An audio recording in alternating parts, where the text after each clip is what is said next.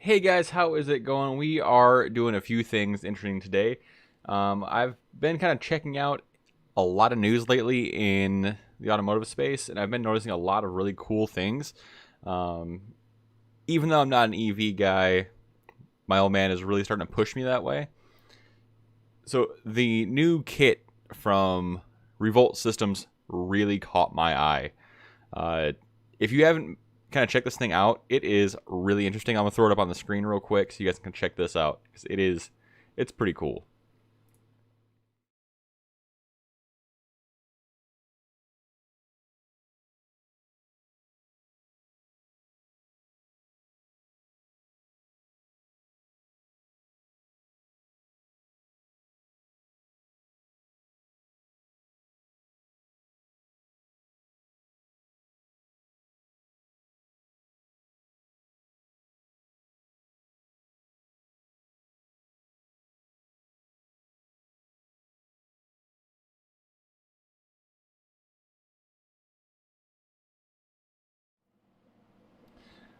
Oh, I totally lost the audio there.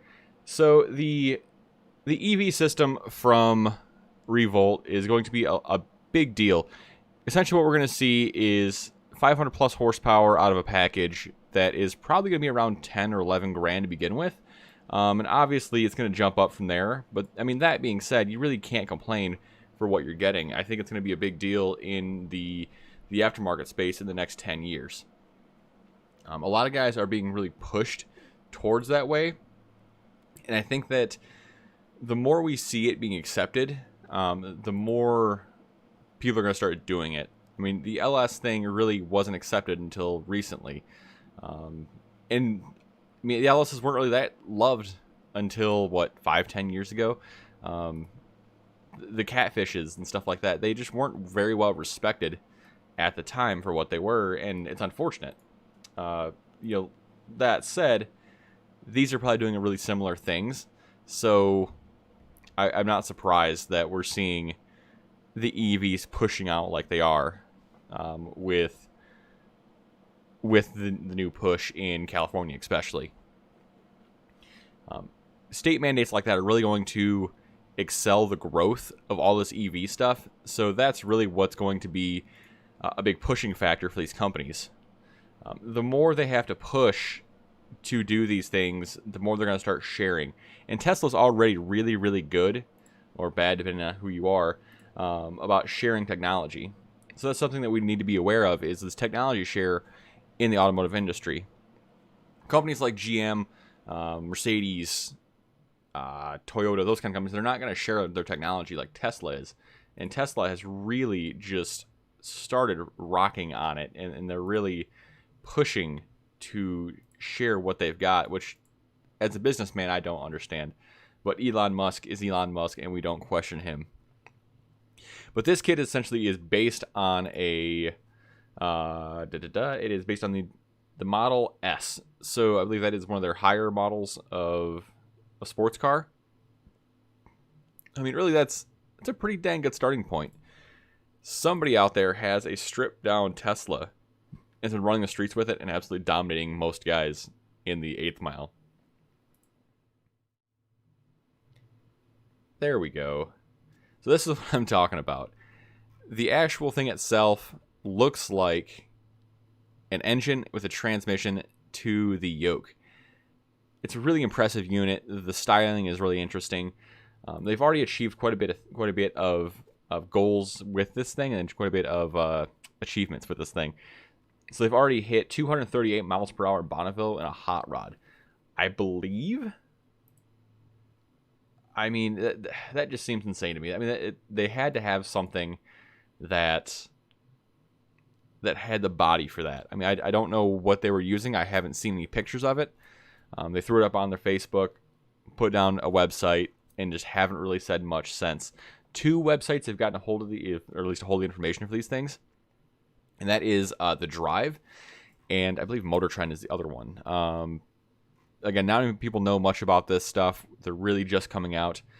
But look at the weight, look at the power usage, I mean, the specs are there to be a fantastic engine in a Chevelle, in a 32 Ford, in just about anything you would small block Chevy swap or LS swap for that matter.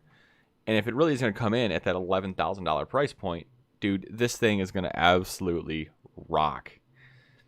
You know, and then we look at things like the LS swap and what it's done for the automotive scene. I mean, it has absolutely changed the landscape. Guys used to run what would be 300 to 400 horsepower engines and have an absolute ball. Nowadays, if you don't have at least 500 horsepower, you really shouldn't even come to play. There's no real reason in fighting that fight because you're probably not going to win.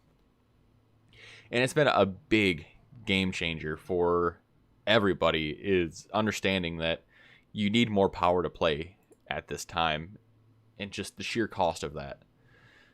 This Tesla kit could cost as much as $50,000 by the time it's all said and done, or so they're saying. Because you got to consider batteries, mounting, all the special fabrication. A lot of things have to be done to make this thing fit. But Revolt's goal is to make it essentially, essentially bolt where a small block Chevy and a TH350 would bolt in. So that's a lot of cars, and that's a lot of easy swaps if that's something that you're into. So, I mean, I think it's going to be a new era of electro hot rods. It's not necessarily my thing. Like, my father's really into that kind of stuff. He likes that whole idea. But that being said, it's the future, and it's coming whether we like it or not. So we might as well try to embrace it, I guess, and check out what we can in that space. But with that stuff being future tech, I mean, we've got a lot of concept cars that we've been looking at. Things like the 1965 Pontiac Banshee 1 has been a staple in automotive history. It has probably been one of the most notable cars in Pontiac history without being available.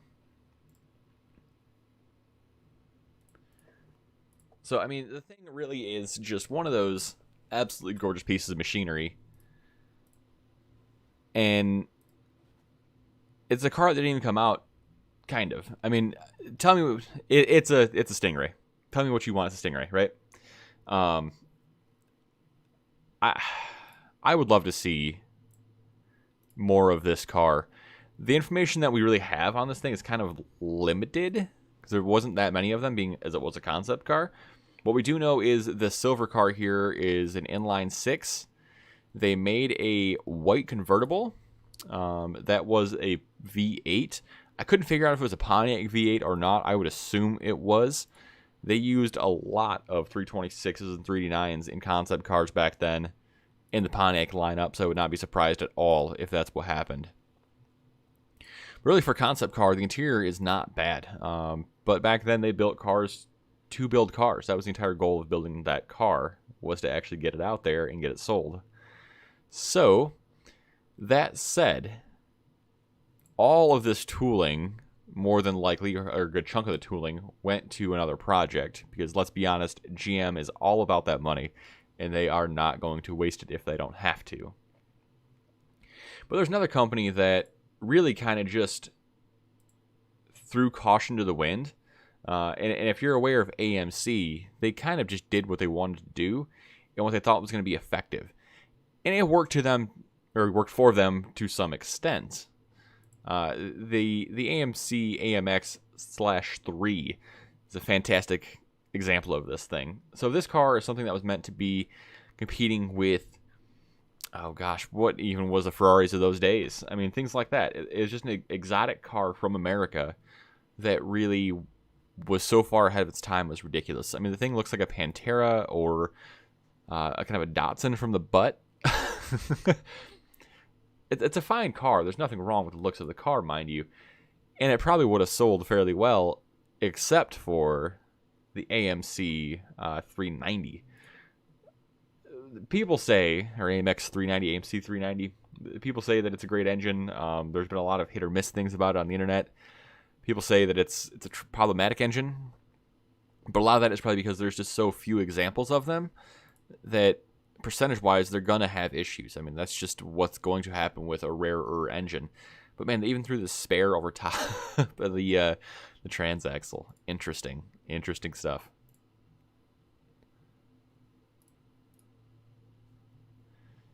Or is that the front?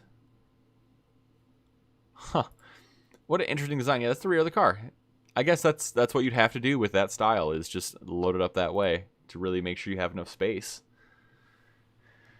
You know, but that brings us to the real futuristic car, the other Pontiac Banshee from 1988, 89.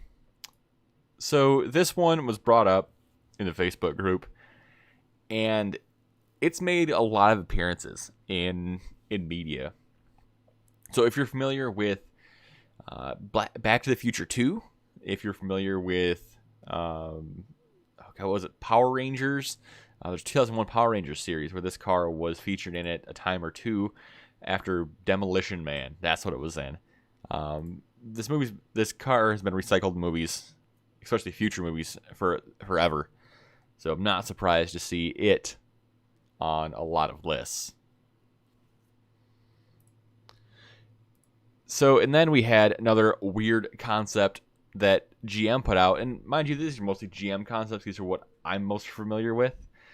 There's a lot of GM things out there because they just threw a lot of money at different projects from like, what, 1965-ish through the mid-80s. They kind of just threw darts at the wall and hope something stuck. And this Corvette is a strong example of that. This thing is a rear engine rotary vet. This thing is just so interesting, and it's still being driven today. The guy, I guess, swapped it with a 13B, so it actually has a little more pep to it. But, like, dude, these seats are just terrible. The interior is... You can't even say styrofoam. But, I mean, it's a concept car. It's meant to be rough. It's not meant to be perfect. It's not meant to be, you know, a thing you really look to buy right now. It's got a lot of odd influences, never really quite made it to the market, as far as I could tell. To me, it kind of looks like a 300ZX and a third-gen Camaro-ish type thing. It's just goofy. But some people love them, and it eventually led to what we have now, which is the C8 Corvette. So, I mean, I guess you can't really complain too much, I guess.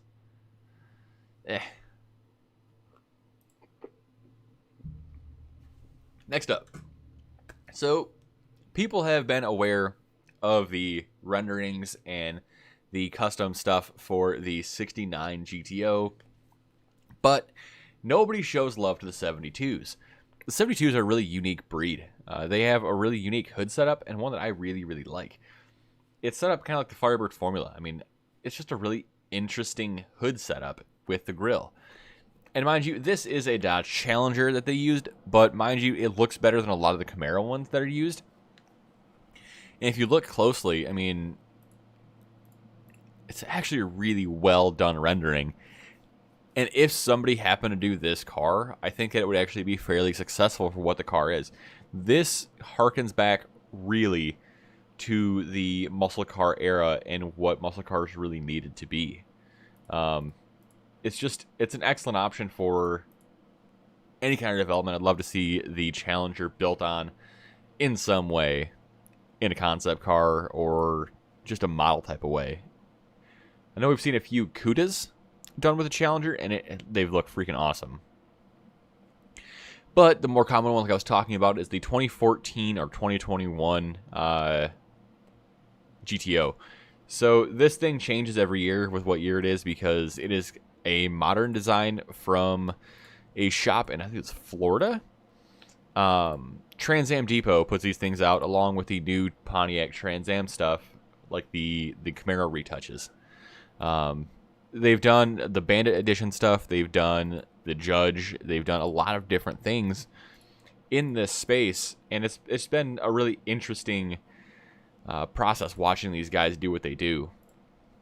Because if you've been around a while at all, you know they do great work. But dude, it's not cheap. So you're looking at usually something along the lines of like $100,000, I think is what people were saying. Around 50 grand for a conversion, and cars are what, $40,000 to $50,000 for an SS. So you're looking at paying some big bucks for something like that, just for something a little more unique than a regular Camaro. But that said, it's kind of hard to complain about that too. So that kind of wraps up the concept car portion of this stuff. So I want to talk to you guys a bit about what we have going on in the garage. That said, if you guys have anything going on in the garage, feel free to pop it in the comment box, the chat box. I want to know what you guys got going on. It's always cool seeing what you guys have going on. I appreciate you guys hanging out with us. But again, let's get back to kind of what we've been doing, because we have been freaking slammed in the garage this week for really not being out there that much. So basically, the goal this week has been to get the Le Mans and the GTO fairly ready for just getting out of the garage to get my stuff worked on. Because I picked up a 700R4 for the Camaro. I got rid of that 4L80. That was a big deal for me, just so that I didn't have to buy another transmission. I mean, because $1,000 is $1,000 at this point, and I really just don't want to spend it if I don't have to. So, I mean, that being said, I picked up this 4L80 for dirt cheap. I was able to trade it off, and now I've got a transmission that's good that can get the Camaro going. So, I mean, I can't really complain about that. I've heard from plenty of guys that I shouldn't have made the deal. Heard from plenty of guys that the 4L80 is a better transmission. But that said, I mean, the 704 goes in, and it works. But we're going to go with the stall, I think. Just kind of curious what people are running for stalls around the LSxHunter group. So, I mean, I'm thinking a 2400 RPM stall for the Camaro just because it is a TPI. It's a fairly stock cam, so it should be not very rowdy at all. I mean, there's no reason to go crazy with it. And then we have got a lot of progress on the Le Mans this week. For it being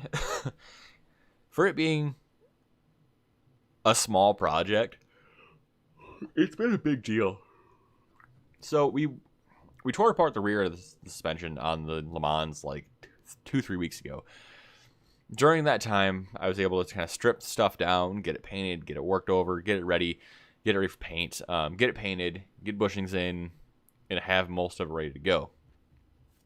The rear axle housing, however, was a giant pain in the butt, and it's not something I might deal with in the same way again. That said, I figured some things out that I totally didn't realize in the past. So I think I'm going to show you guys another way to do it on the next side. So I wouldn't expect a video on that on this side unless I can replicate it super easy on the next side, because I want to make sure I'm showing you guys what actually is working instead of just the struggle that is working on these old cars all the time. Along with that goes the upper trailing arms. So those are both stripped. Those are both getting ready to be painted and primed, if not already painted and primed. Bushings go in early tomorrow. Once that is done, I can get the rear end of the GTO or Le Mans put back together for the most part to tear the rest of it apart.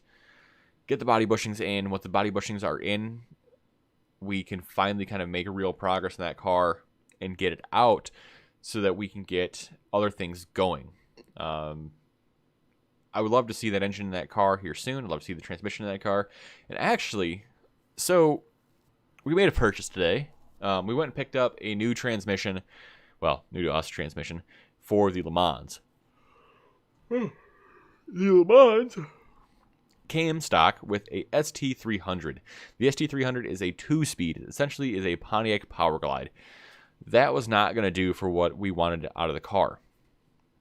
So the idea of the car is that it actually can be driven on a regular basis.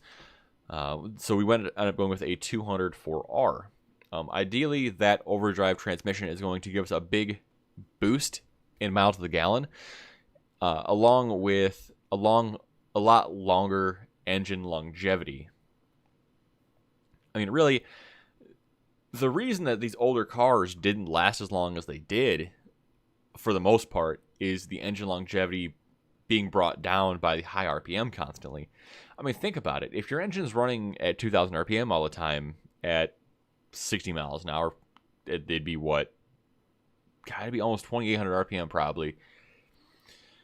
At 60 miles an hour with the Power Glide, just not beating on it. So that miles a gallon drop with the overdrive is a big deal. So you're going to end up getting like 5-ish miles a gallon gain. People say 30%. I would assume more like actually 15%, just in realistic numbers, out of what I expect out of my cars and how I beat on them. I mean, really, to me, though, that's a big change. If I can gain 3 to 5 miles a gallon and drive the car more often, that's a big deal for somebody that wants to actually enjoy their vehicle. And that, to me, makes the TH350, the 400, the Power Glide all pretty much useless versus the 200 and 700.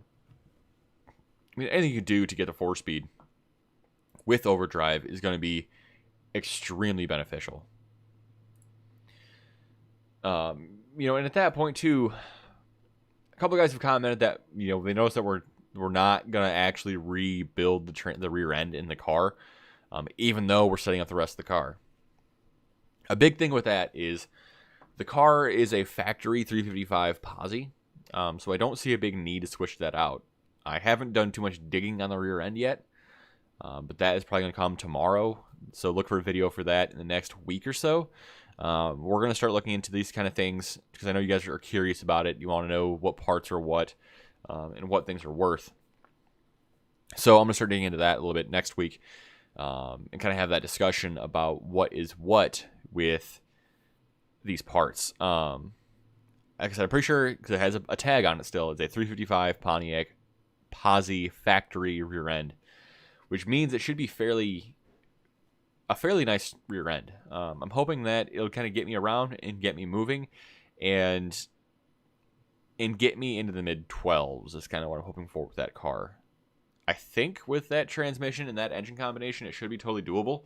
I mean, it's a 2802 and 6X8 head, so it's really low compression. So it could be a little interesting getting it going out the low end, but I think that it'll end up being just fine in getting us where we want to go with the super low compression. It might be a little rough on the low end, like I said, but we'll figure it out as we go. Sorry, it's been a long day. We've been hoofing it the last couple days. And then we've been doing a lot of stuff on the GTO. So the GTO has been a thing. So the 65 GTO, we got the floor pan attached. With the floor pan attached, my old man, glassed in very lightly and kind of finished off a big chunk of that. And actually, so I'm pretty impressed with the work that he ended up doing on this thing. Because I think that for what we expected, it was a lot better than we expected. And all that being said, we've been really looking at changing up the paint on the GTO as well. We're looking at going to a glassed and a blue mist slate paint. That is the factory paint color. The factory paint color is also a black satin frame and chassis, so that is likely going to happen. The whole idea of the car is OEM plus, kind of like what we're doing with the GTO, or Le Mans rather, but not so flashy. Ooh, it's hot. The blue mist slate is a really gorgeous color. If you haven't seen it, I'll pull it up for you guys. Actually, if you haven't seen it, Pontiac used to put out some really beautiful colors. Really, Pontiac and Mopar both outdid Chevy so much in colors on their cars. It's ridiculous. I can't believe Chevy had the option of using Pontiac colors and didn't on occasion. What Pontiac calls Linden Green is available on the Chevelle. But I don't know if very many people got it, which is super, super disappointing. Yeah, here we go. So this car is basically what we're after. And, dude, I really dig this thing.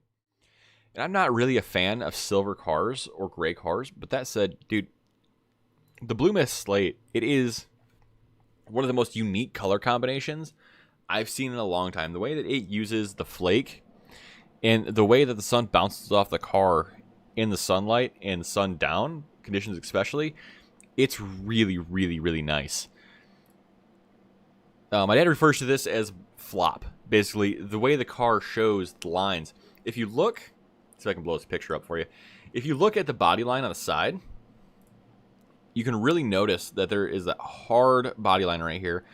But with this paint at this angle, it looks like basically a split car.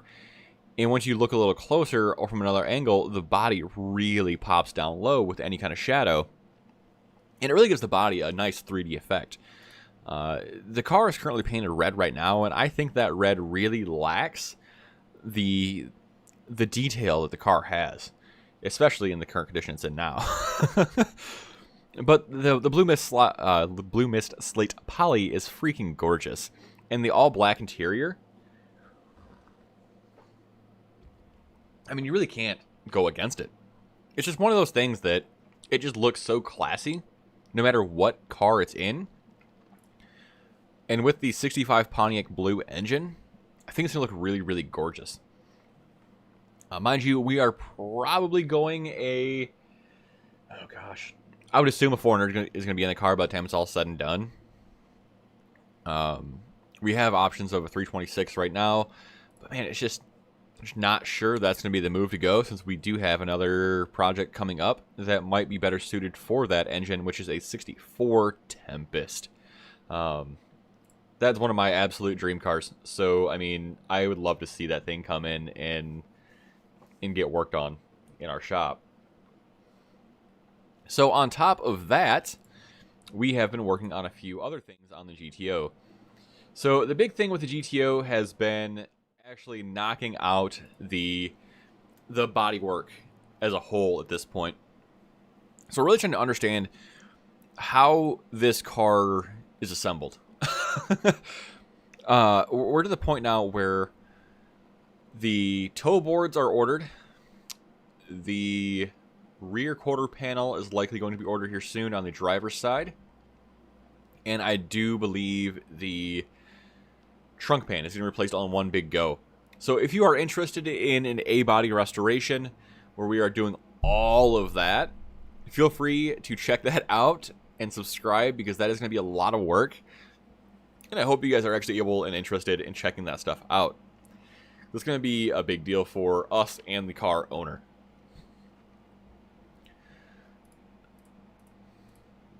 So, and on top of all of that, so we have been busy doing a lot of things other than just the car stuff. So I've been plugging away little by little, trying to get more and more shirts on here for you guys. I know you guys are actually really interested in these shirts, and I see you guys going through them all the time on the website. And it really means a lot to me that you guys are really checking this stuff out. You know, that being said, I'm curious of what you guys want to see. I get emails on a kind of regular basis with a few things you guys are looking for in these shirts. So if you have something you want to see in a car design or something along those lines, dude, let us know, because we're always more than happy to make that happen for you if that's something you want to make happen. I'm currently looking into a couple of shirt designs. One is Team A body. One is Team F body shirts. So essentially it would be the GTO and Le Mans on a shirt, and the Firebird and Camaro on a shirt, as well as competitors. It essentially turns out that that's the way the shop's kind of going. I'm realizing as I work on these cars more and more the difference, and really appreciating how the car is coming together as a whole. Working on something like the 65 GTO and taking it from what it was to what it is now, I wasn't sure it was entirely possible with our current skill set and our current understanding in our personal garage.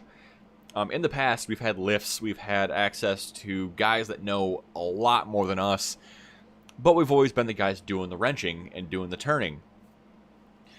You know, and it's funny what you learn passively And it's funny kind of how you confuse cars after a while. You know, I worked on the Firebird for I don't know how long in one span, between the floor repair, the frame repair, all new suspension, the wheels, new ignition, interior. I did a bunch of stuff with the Firebird all in one go. And then I worked on the GTO, and I was like, man, why is this... Why there's so many body bushings here? What's going on? What did I miss? Did I get a small kit for my car? Dude, it took me a solid 5 minutes to realize that the GTO is a full-body car. And mind you, I've been working on the Le Mans this entire time also, which is a full-body or full-flame car as well. So somehow, me and my infinite wisdom, I missed that during the entire thing. Dude, it was just one of those experiences where I'm looking for a bolt that doesn't exist, and I'm looking for a subframe that's the entire thing and wondering why. I was like, dude, it's just hopping back and forth between these cars can be just hilarious on occasion. Hey Jake, how's it going? Good to see you again. I mean, it's just been one of those experiences, jumping from car to car, that just blows my mind almost every time. And then you work on the third gen. I've been just kind of playing with third gen here and there in the driveway a little bit. And it has been absolutely hilarious how different the third gen is from anything else we've worked on. Because typically, like on the Firebird, for instance, I would take the front fenders off to do an engine swap, right? I mean, if you have that option, of course you're going to remove the engine, and of course you're going to remove the actual, the body, if you can, to do the engine swap. I mean, the fenders are just in the way. Thanks for coming, Brooke. You know, it just makes life easier. And I totally forgot that when we did the engine swap in the 88 Trans Am, that the hood comes off, and that's about the only clearance you get. That said, the nose in the Camaro was probably coming off, because I do have some things popping up that I'm really curious about doing to that car to make life a little bit easier, I think, in the long term. For those of you that are not familiar with my Camaro, I know you guys are a lot of Pontiac stuff lately, but the Camaro has been my daily driver the past 2 years. I told you guys earlier that we picked up a replacement 700 R4 for that. If you watched the video, I think earlier this week, we definitely confirmed that the 700 R4 is dead. The 700 R4 is gone. I can get first and second. I cannot get third and fourth, which tells me the clutch packs are bad. So with bad clutch packs means I might as well just buy a whole new transmission, which meant I did the 480 trade, which got me where I am today. All that being said, the engine also has massive blow-by. So if you are unfamiliar with what blow-by is, that is when the pressure from the crankcase escapes the block, or escapes the rings. So the cylinder pressure itself is escaping past the rings or past the valve seals, or I'm going to guess both at this point, being as it leaks out of the breather, it leaks out of the oil dipstick tube, and it leaks out of the oil fill cap. And I think the exhaust. I don't know. It's just leaking everywhere. But I think while I have it apart, I'm going to just do a quick valve seal replacement. I'm going to walk you guys through that when I do that. It's the same on most anything. I mean, it's a small block Chevy with 083 heads, so we're going to port those heads as well. So I'll walk you guys through head porting on a small block Chevy. So the goal for that car is I want to hit 350 crank horsepower with all mostly GM supplied stuff. The TPI runners are going to be AS&M Marine, Arizona Speed Marine runners. I had to special order those things, so hopefully I can get a hold of those and, well, get them on and make some more power. But for those of you that are interested in more Pontiac stuff, we have hopefully the Firebird getting its engine pulled here soon. Likely going to be putting a set of closed chamber heads on the Pontiac 350 as a test. So the 350 has been down for a hot minute. I think what happened was I ended up pulling the car out after I changed the exhaust, and when that happened, I bottomed the car out. And if you know Pontiac, you know that some models of engines have dipstick tubes that are mounted in the bottom of the oil pan. I'm pretty sure, almost certain, that that could be what's actually bouncing around, or a windage tray, bouncing around in my oil pan. The sound is really low, and it's really inconsistent. But if you are curious about listening to that yourself, I'll put a link in the show notes so you guys can check that out. It's one of our old videos. It's been like that for a while, so I want to get to it here soon. If you have any experience with the Pontiac 350s, let me know. I'm really curious to see what you guys have done in the past and what goals are for people's Pontiac 350s. I know a few other people have worked on them, especially guys like Heavy Pedal Garage. He's worked on a couple, I do believe. But, you know, that being said, it's a 350. It's just moving that kind of air. So that should mean that we can make good power at good RPM rather easily. I'm only after 300 horsepower with that the first go. I'd be happy with more, but as long as that car makes 300 to the, well, 300 to the crank. Let's be fair here. 300 to the crank, I'll be happy. That said, if the timing cover has to come off, I might as well do a cam swap at that point. If you want to suggest a cam to me, comment in the comments here or comment in the chat. Let me know what cam you suggest for a Pontiac 350. I'm leaning towards the 2802 in the 2802 in the 350 as well. I might go a little hotter on the duration since I'm going a little more compression. Because I think the dynamic compression is going to help me quite a bit. I want to be around 8-to-1 dynamic compression. Yeah, and I think that's exactly what happened. It's a 76 engine, but there's a lot of mixed matched parts on it, so I'm not sure what is actually on there and what's not on there. So that's kind of like my big hurdle right now, is figuring out what the heck's actually like on the car. But you know, I mean, the dynamic compression is what I'm fighting mentally at this point. I'm trying to figure out what I need to do to make sure I can run that engine in that combination in a way that makes sense on the street. Because ideally, that car, I want to break 12s with just 300 horsepower. That's the goal with that car. It's probably not going to happen. I mean, it's not going to happen.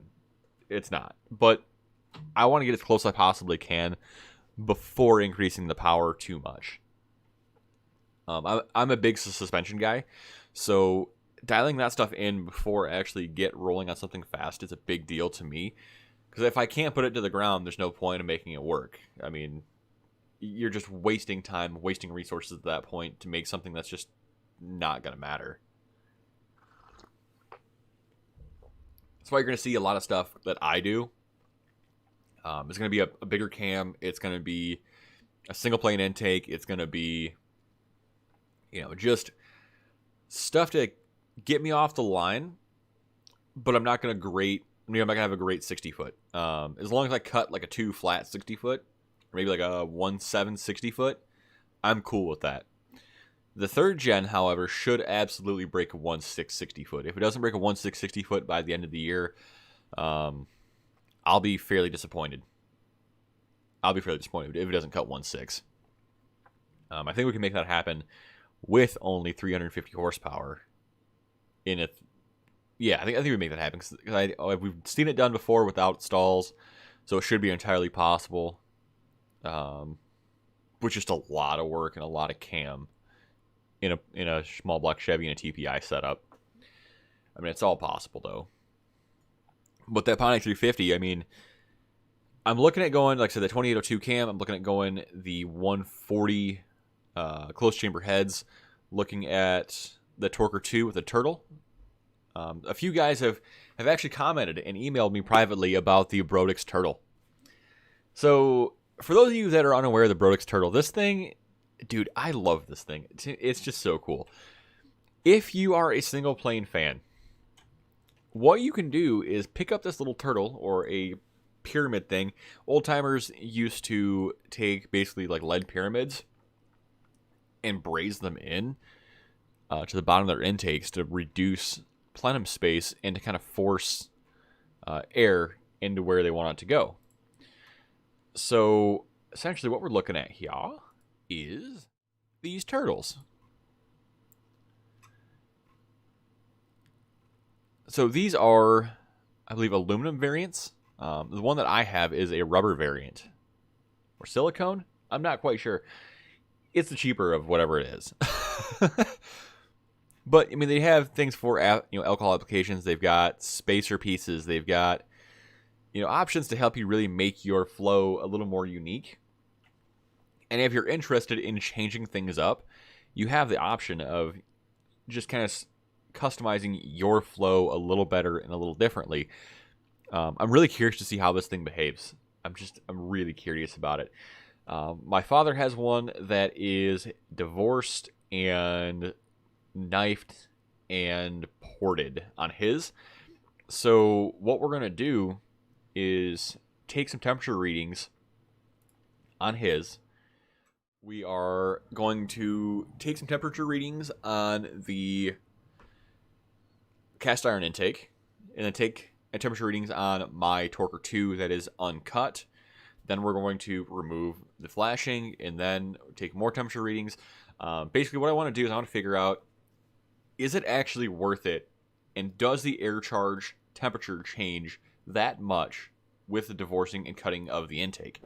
I think there are larger factors. I think there are factors like the exhaust crossover that are a bigger deal. I think the things like proper heat management in your headers is a bigger deal than stuff like this. That said, I mean, it all matters. It all changes how your car behaves. If this car was a daily driver, I'd probably keep a vacuum setup or some kind of just choke system to help the engine along. Just to warm up that fuel flow to make things just easier on the engine. I mean, all that being said, at this point, most of the engines are built for being beat on. Our entire point of these engines is to beat the snot out of them. That's why we build them. So I want to run whatever makes my engine run the coolest. And hopefully what that is going to be that divorced and cut intake, mainly because it looks freaking cool compared to anything else. And it's just one of those things that it just looks better and it looks custom. I mean, if you haven't actually looked into divorcing intakes, it's not that difficult for what you gain.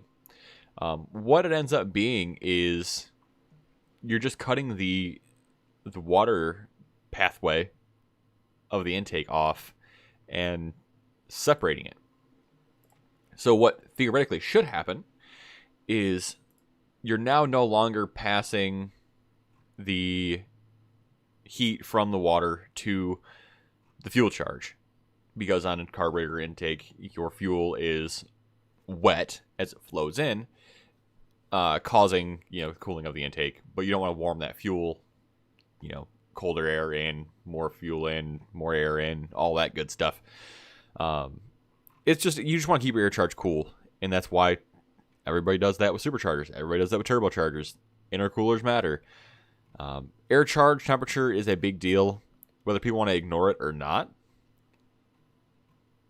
But there's a chance that we have all been blowing smoke, since I haven't found anything on these tests. I've seen nobody run these tests. And I've seen them run it on water temperature. Personally, I don't care about the water temp. The water temp is irrelevant to me in this question. That's another thing entirely. The water temp is a function of how hot the engine itself is running. If I can isolate out the intake to cool the air charge, I'm going to do that. You know, and that got me thinking, once I started thinking about, okay, once I do this, what's the next step? You know, and that kind of brought me to my next thought process, which was, I think Summit offers some really thick plastic intake gaskets. And that should really help to isolate the heat off of the intake and to really cool down that air charge. If you can get the air charge to be a little cooler, you get more horsepower, but isolating that stuff out should also help keep the engine itself cooler. It's just one of those things that I just want to know. You know, and that led me to also look at things like, is this going to impact the O2, and is this going to impact the air-fuel ratio? I really want to know if the air-fuel ratios on a carburetor are as wild as they say they are. I've seen a lot of people on the groups talking about how people have wild swings in airflow ratios because of just dumping fuel in. To me, that tells me your carburetor is not tuned right. Carburetor should essentially act like a lazy EFI. There's no reason why your carburetor shouldn't be efficient at wide open throttle, just like an EFI is. You're dumping the same amount of fuel in to make the same amount of horsepower. I mean, that's just, people just aren't thinking about things like this. They're thinking about, and that brought us to a conversation earlier today. So maybe it was yesterday, I was talking with the old man in the truck, and we started talking about carburetors and how we chose a 600 CFM carburetor for his engine. Now, we're pulling probably 5,200 RPM, 5,500, that's what we'll call it, 5,500 max on a Pontiac 407. It's a 30 over 400.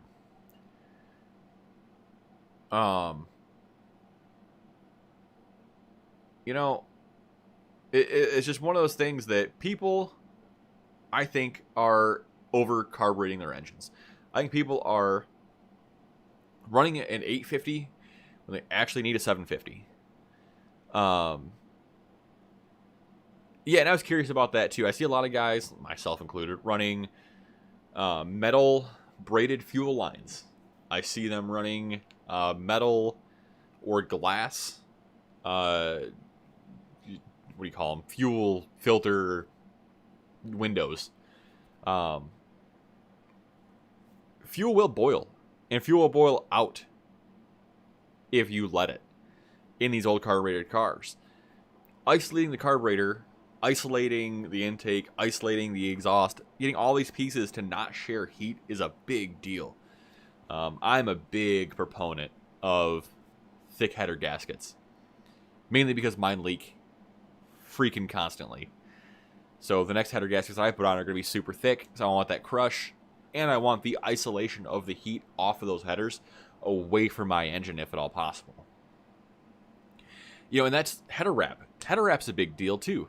People don't talk about header wrap and what it actually does in an engine bay. A lot of guys used header wrap, 10 years ago? And it just kind of went by the wayside once ceramic was able to be done at home on a fairly regular and easy basis. I mean, it's just one of those things that people aren't using their heads nowadays and just pushing to do the same thing we've been doing for the last 20 years when there's ways to do it better. I mean, there's constant advancements and stuff, whether people want to admit it or not. There are a few guys in the classic car space that are doing the same thing they were doing back in the 70s and expecting to still keep up with the guys that are working today. We have new philosophies on engines. We have new ideas on engines. We have new thoughts. My generation no longer believes in 211 valves and, big displacement. My generation believes in that closed chamber head with that 196 and some boost thrown at it. Maybe high compression instead. Build for velocity, build for torque, build for longevity, and repeatable runs. Your big displacement engine, it's awesome. I mean, they're freaking awesome for torque. They do great things, but you give up a lot of efficiencies going to that large engine when we can actually just run a Pontiac 350 at 7,000 RPM at peak and have the down low whenever we want to, and there's lifters that actually allow you to run essentially a VVT system in a Pontiac. A lot of guys say that the Rhodes Lifters are a progressive lifter. So as you're running a lower RPM, they're not going to have as much lift. As you run a higher RPM, the lift is going to increase and kind of help you keep going. And something like that can be a big deal for us in the Pontiac space and small block Chevy space. Innovations are coming every year for these old engines, whether people want to believe it or not. Like I said, guys are doing the same thing they've done for the last 20 years, and it's just not happening anymore.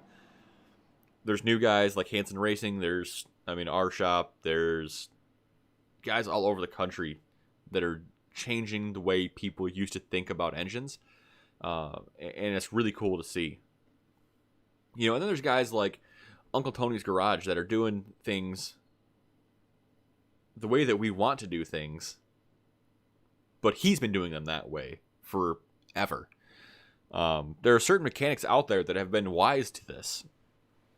Of course, these are the same people that say, a 318 isn't good enough, or a 326 isn't good enough.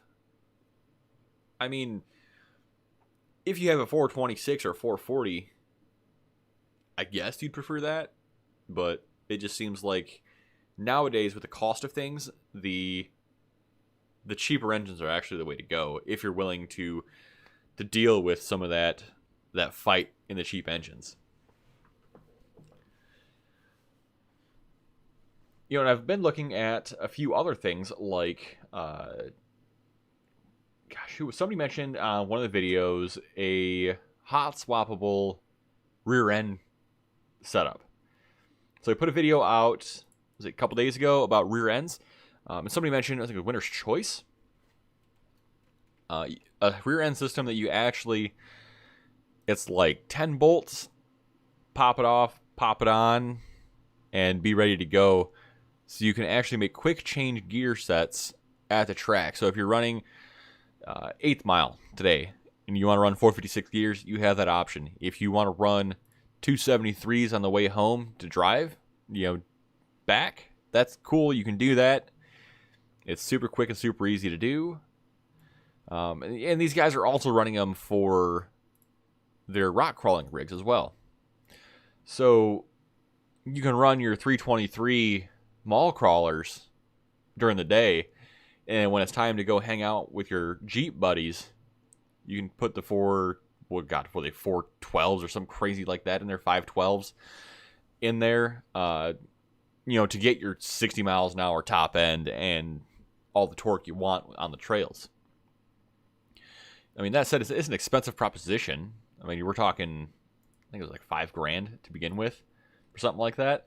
But that said, if you're somebody that wants to do a hot rod drag week or something like that, that's an excellent option. That way you can at least have the gas mileage to get around and still enjoy the track time. Because a big discussion about our transmission stuff lately has been just straight gas mileage. I get 22 in the Camaro. I'm guessing the Firebird would probably get something like 12 miles a gallon or so. It's low horsepower. It's a fairly low gear. It's just not a great engine. And it's not very heavy. A lot of these cars nowadays are incredibly heavy, but they're still making it work. But they're adding a lot of horsepower. So what that kind of tells me is modern horsepower is different than classic horsepower. And the big difference, actually, is compression. If you look at most modern engines, you're going to be hard-pressed to find one that's not at least 9.5 to 1, if not 10 to 1, if not 10.5 to 1. The vast majority of trucks nowadays are going to be 10 to 1. My 02 Ram is 10 to 1. My 91 Camaro is 10.5 to 1 stock. I mean, mind you, that's, the Camaro is a weird car. It's a KC4 in G92 car. So the car came with an oil filter cooler. It came with an oil system cooler. It came with 342 gears, flat tops. I've been told forged rods, but I don't believe that. Out of a Camaro, that just seems ridiculous. But I mean, there were some performance cars that got decent mileage, that had decent gears, that don't weigh a ton. And I think weight is a big deal here. So looking at things like the Challenger, the Charger, the Camaro, the new Camaro, what was the other one? The Mustang. Good Lord. They're all fairly heavy nowadays. I think the Mustang's probably the lightest one. It was 3,400 pounds. The Camaro is still like 4,200 pounds. The Charger's still around that. The Challenger's still around that. So to get these cars moving, you're taking 400 horsepower to do what our third gens and what our classic cars can do with 300 horsepower. I mean, having a full 1,000 pounds less horsepower on these guys, wow, 1,000 pounds less means we need a whole lot less horsepower to match these guys. And people just, man, they do not understand that concept. Which makes me circle back to the Tesla swap. So the Tesla swap weighs 300 pounds, not counting batteries. Mind you, this engine setup weighing 300 pounds with transmission, when the 4L80 weighs 190, I think, without a torque converter. The Pontiac 400 weighs, 500 pounds by itself. The small block Chevy weighs about the same. It weighs, 75 pounds less than a outfitted Pontiac. So that is considerable weight savings. Enough to where the weight of the batteries will put you probably about neutral, considering you don't need exhaust. You don't need the fuel tank. You don't need that fuel weight. You don't need the oil weight. You don't need that type of coolant weight. You've got a lot of fluids that you can then remove with the EV systems that you have to have with the old style gas cars. But those weights, I mean, that adds up rather quickly. And especially once you start doing things like reducing the car weight through cutting off steel hoods, once you start changing to different doors, once you start getting rid of the glass, you're able to get these old cars down really, really light, and you're making some insanely stupid fast passes really cheaply in the grand scheme of things. Because if you're in an area where electric is cheap and you can charge your car cheaply, that's great. But if you're in an area like, I don't know, somewhere in the Midwest, where E85 is so dang cheap, you might as well just use that instead. Well, that puts you back into the case of, like we were talking last week, with a high compression E85 build. But you're still never going to touch the weight of that EV car.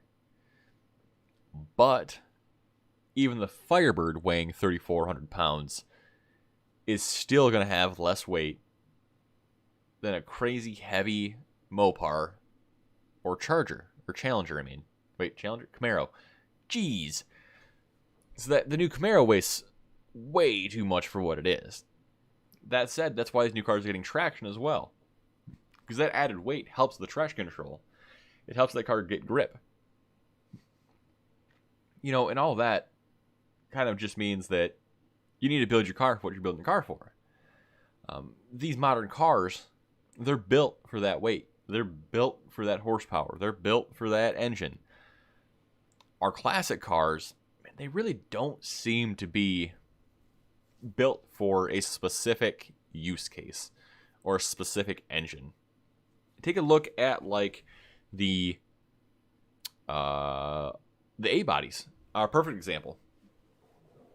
So in the United States, we had Pontiac, Chevy, Olds, all sharing engines.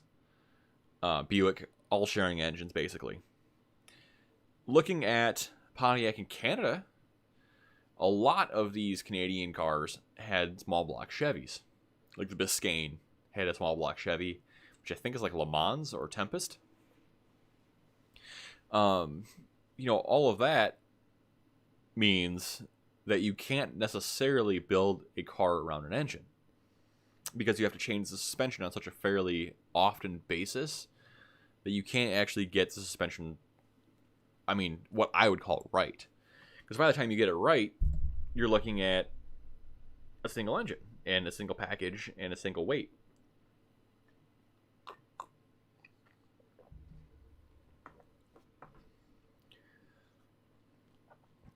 And I made that mistake on the Firebird. That is the reason why the Firebird may or may not be 3 inches lowered instead of 1 inches lowered. Because somebody, I'm not naming names, even though it's me, may have ordered a Camaro kit, which has a small block Chevy and not a Pontiac V8. And I didn't realize that the spring pressure was that different. So, word to you guys out there, if you are ordering a set of springs, make sure you're aware that it's for the car that it's for, and not for a car that you think will work. Now, mind you, sometimes there are just no way around it, and you have no choice but to order certain things. Like the body bushings on the GTO. We ended up ordering Chevelle body bushings for the GTO because you simply cannot, for some insane reason, find GTO bushings. Cannot find them. Do not know why. That being said, if you look up Tempest, I can find them. I can find Le Mans bushings. I don't get it. But Chevelle SS, I found them, which is actually an upgrade bushing. So those bushings are going to 65. It is what it is. Everything's getting a bushing, even though on the 67 Le Mans, the energy suspension kit says do not put bushings in for the number 2 spot. We're putting one there anyway, possibly with a Prothane. I don't know. We'll see how that goes, because that's all up in the air. And I'll walk you guys through that video when we have that video. But that's what spurred the video yesterday, or no, this morning. Actually, spurred the video this morning about body bushing types. Because I was sitting there looking at these things, contemplating to myself what to do. Because the energy suspension set is like a 1/4 inch lower, if not half an inch, lower than the Prothane kit. And to me, if I have the option of having a lower body, I'm going to do that. Especially since that means that it makes my overall aesthetic really pop and really work better. Because those of you that have been paying attention know that we have that bright orange frame on our Le Mans and that dull green paint. So that really should add a nice little pinstripe along the bottom, along with the 326 badging that's going to stay on there, just to hurt some feelings. So the car is going to end up being a 400, ideally 400 horsepower, with a 204R and a 355 posi rear end. This car should absolutely scoot. I think it should be a ton of fun. I'm really, really looking forward to getting this thing on the road. And it should actually get decent mileage. We should be able to drive the car. So that means that hopefully by next spring, I'll be able to bring you guys a lot more content that is on the road type things. I want to do a lot of car shows. I want to do a lot of just getting this car out there and really getting the LSxHunter name out there and pushing kind of what we do. You know, a lot of what I'm interested in isn't necessarily the rebuilding and the restoration of the cars. Dude, if I could run a speed shop, I'd be absolutely happy. Yeah, I would be absolutely stoked running a speed shop. I mean, that's kind of like what my goal is at this point. I mean, ideally what we can end up doing, though, is... You know, Ames had a set, but they were not the correct rubber bushings that the customer wanted. And that was the main issue, was we needed rubber bushings for the stock restoration. Ames had a set that was, I think they were a little stiffer, they were saying. But I look at those. So I keep forgetting Ames actually exists a lot. I mean, it's just one of those companies that I don't really look at because their website is such a sketchy website. If only I knew somebody that could give them a hand with that. But yeah, I'll have to end up ordering something from them more than likely, just because I need a catalog from them. That's like second gen Graveyard. They're a big deal for me too, because I order a lot of stuff from those types of companies that just have the unique, hard to find stuff. And second gen Graveyard is based out of Tennessee, so I can actually get stuff on a fairly regular basis fairly quickly. Yeah, I'm not seeing right. I see a bunch of control arms. I'm sure they have poly. Yeah, they just have poly bushings. But the ones that we got were OPGI resto parts. And I am really, really, really impressed with them for what they are. OPGI was the only one I could find that had the set that we needed that were like a stock restoration. Yeah, the catalog, I'm going to have to order a catalog. And I've been doing that with Classic Industries also. Some of these companies' websites, like Jegs, is the freaking worst, where you can't actually find the products that you want. So I ended up just giving up and doing a quick Google search and then just putting what I want at the end of that. It's just a frustrating mess in these old cars with finding parts online especially. That's why I'm hoping in the next little while to have an affiliate program set up with, I think Summit might be a good one, to where I kind of link you guys to a bunch of parts that I've used and can vouch for, so you guys can check out what I like and what we know works or doesn't work. Because on that video I posted up this morning, I kind of went on a short little rant about the Prothane stuff. Ordering a $200+ kit and it not coming with hardware is super annoying. It's just one of those things that, like, it stops all progress, and it killed progress on the Le Mans for the longest time. Super frustrating.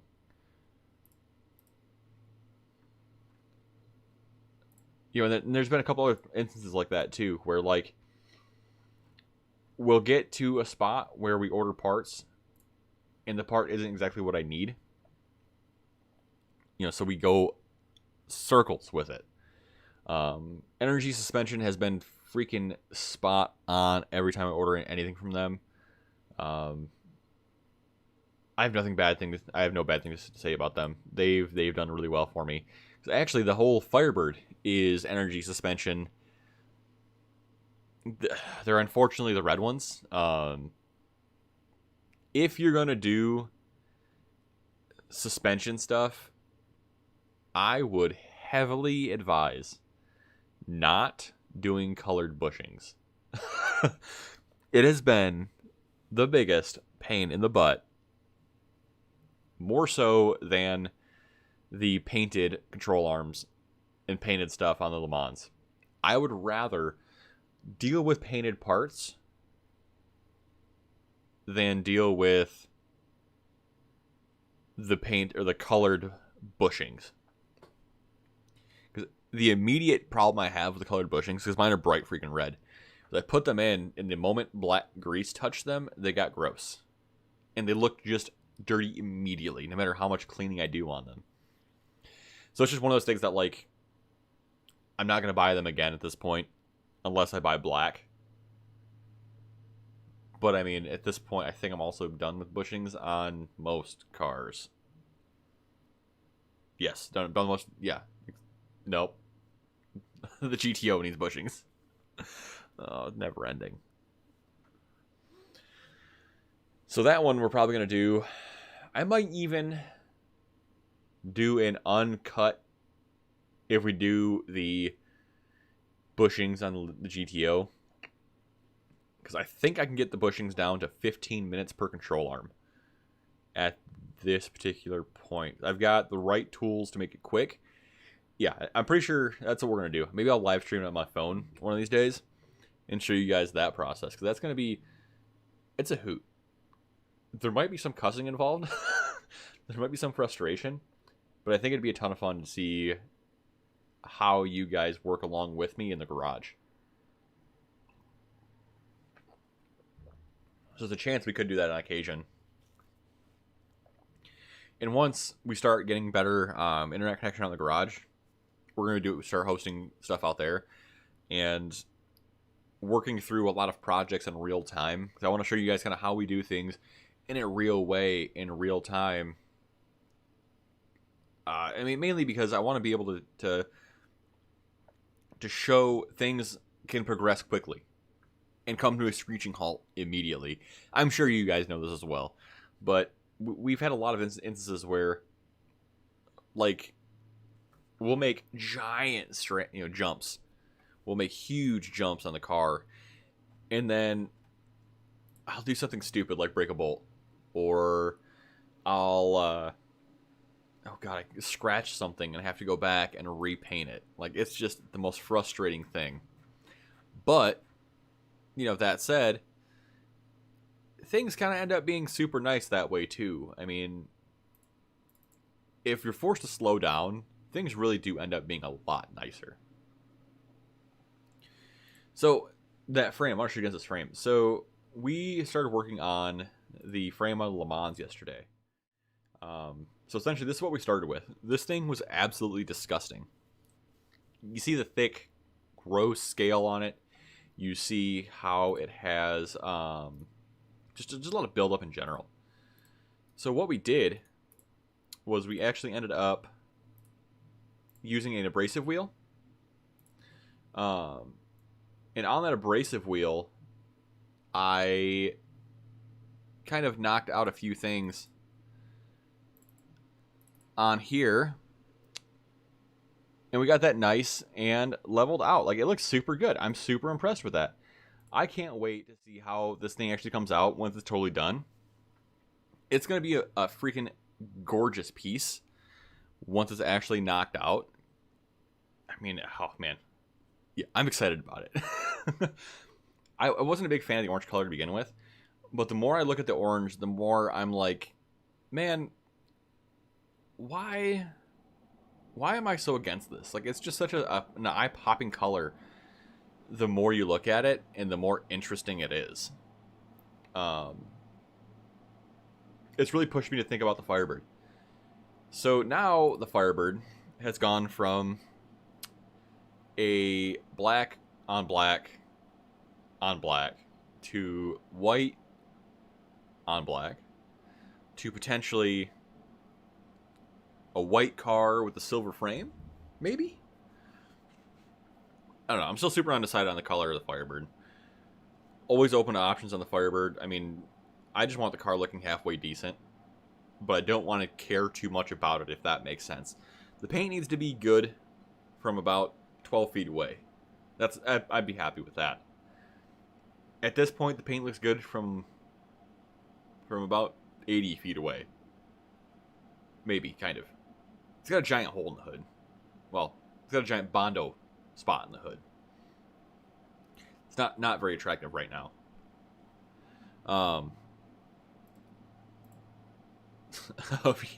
Gosh, yeah, looking at pictures on here, and I noticed. So The Firebird has a few little quirks that I need to iron out. Oh, it's not going pink. It's not on that car. Not on that car. Maybe a Mopar. Tell you what, we end up with a dart. We'll go with a nice pink dart. That's what'll happen. But like, the Firebird has been just a really interesting thing. It's one of these cars that I've always wanted a Firebird, and I've always wanted a 73. Or 71.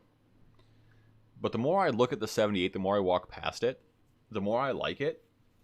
And honestly, the more I look at it with the ridiculous wheels and the stupid rims and the stupid tires. So the tires are a 295 60 15 on the rear and a 235 60 15 on the front. So they are significantly thinner on the front than they are the back. And they have a rather heavy bulge on the back as well. I would assume that means I have lots of traction. But literally, I put the tires on, and then I broke the car. I drove them with maybe 1.5 miles before I killed the car.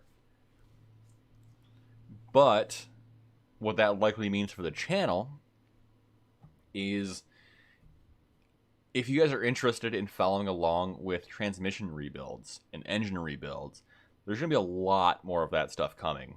I've got 4 transmissions in the shop right now that probably need a rebuild. I've got 4 engines, 5 engines that need a rebuild. Small block Chevys, Pontiacs. We've got just a lot of things going on that need to happen. I mean, in this winter, it's going to be really, really busy for us. There's going to be a lot of time where we're in the garage trying not to freeze to death with a nice salamander going, working on engines and building and enjoying the cold while we can anyway. So there have been a lot of times during the summer that, dude, it just gets way too hot to do much of anything. But welding during the summer is so much easier. But last week, I made a comment about welding on live stream. I think we're going to do that next week, sometime midweek. I've got a few things going on, but I want to kind of start thinking ahead for the Firebird. Because there's a chance the Firebird is going to get back in the garage here soon, which means I want to do the floors.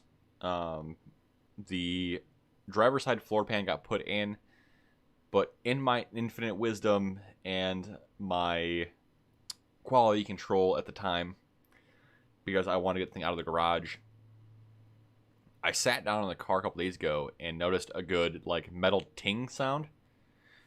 And then I put my foot down and start tapping my foot on the floor, and as I'm doing that, I can hear the metal like tapping. Like, what the heck is that sound? Come to realize the floor pan is sticking up. I missed a couple spots to weld. So I mean, that's no big deal. I can just run a drill hole in it and weld it really quickly, and it'll be done. I mean, all that being said, there's a lot of work planned, a lot of work coming up. Always curious to see what you guys have on your minds, what you guys are interested in watching, because there are a lot of projects going on, and I don't necessarily know what to film, so we've been kind of trying to film a little bit of everything. There's been a lot of progress on welding on the GTO. There's a lot of progress on just odds and end things throughout the last few days. Yeah, I think maybe shoot for Tuesday. We'll do a live stream during the day. If I don't know when, but someday midday Tuesday, we'll do a live stream really quickly on just really sketchy welding. I think that I can figure it out really quickly.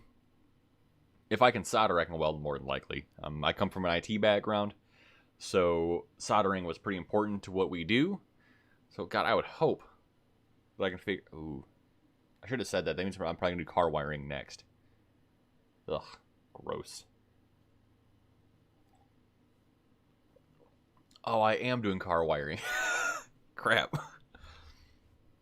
So, if you remember back to the Firebird video, you will notice that an awful lot of things were held together with household, like wire twist tie things. The same goes for the GTO and Le Mans. So there's going to be a time coming up where you're going to see a lot of wiring videos. And I think what the plan is at this point, especially for the Le Mans, is going to be using a probably an American harness system. They're around $800, and they're pretty much good to go, which means that I can make quick progress and not have to like actually fight making and cutting the right lengths. But I can walk you through the entire process of how we're doing that. It shouldn't be that hard. It really should not be that hard. If you can pull an engine out of a car, you can pull a harness out of your car, you can put a harness in a car. It's not that difficult. Especially on a Pontiac. I mean, it's got 6 plugs. Oh, earlier I had mentioned the thing about the divorced intakes. And actually I received a private message about that. So I want to show you guys kind of what I'm talking about when I say divorced. So on this intake, you'll notice that the front is separated out from the intake itself. On the stock Torque 2, and these are the same intake, mind you. It still has the metal flashing connecting here and here between these runners. This one does not. So the thought process is by separating this out, we can isolate the heat in this away from this. The idea with this is that we are probably going to see estimates 10 degrees more heat from this being attached, but that seems like a lot. I mean, I don't see it being that much, but we could be totally blown away. We could be totally blown away with it being such a large reduction by the time we add the separation for the polymer gasket, the divorce, you know, and anything else we can do to kind of cool it down. Because there is a very, very high chance that this car will get some kind of redneck, like a ram air system. Because the Pontiac 350 and the ram air setup on this car is kind of set up, but the hood scoops don't actually work. So if you're interested in functional hood scoops, there's a large chance of that being a thing on the Firebird. I keep eyeing those things, and I keep looking at them, and I want to cut them. I just can't help myself. It's just one of those things that, like, I need to do. I need to do it. Especially since the air extractors work on the side of the car, on the fender. Just ridiculous.